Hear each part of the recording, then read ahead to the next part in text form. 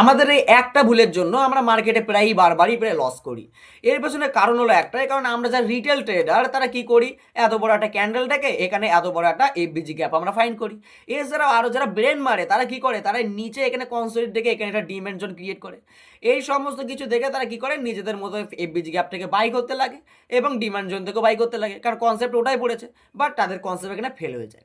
আজকে আমরা শিখতে চলেছি এই কনসেপ্টগুলো ফেল হওয়ার পেছনে কারণ কি, সেই জন্যই আজকে ভিডিওটা তৈরি করা। এই এফবিসি গ্যাপ অথবা ডিমান্ড জোন এই সব কিছুকে পারফেক্টলি ক্রিয়েট করার জন্য আমরা এখানে ফিক্স রেঞ্জ ভলিউম প্রোফাইলকে আমরা অ্যাড করব। এর জন্য আমরা দেখবো এর আগে কোথায় কনসেন্ট্রেট হয়েছে, তো সেখান থেকে আমরা আজকের হাই পর্যন্ত আমরা কি করব, ফিক্স রেঞ্জ ভলিউম প্রোফাইলকে ক্রিয়েট করব।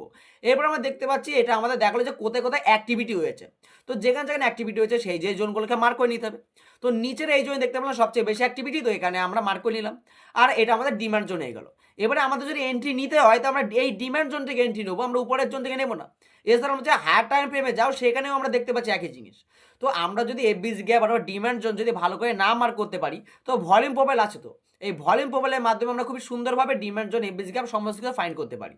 যদি তোমরা এরকম লজিকের সঙ্গে যদি ট্রেড শিখতে চাও, তবে এই ইউটিউব চ্যানেলকে সাবস্ক্রাইব করা তোমাদের অবশ্যই প্রয়োজন।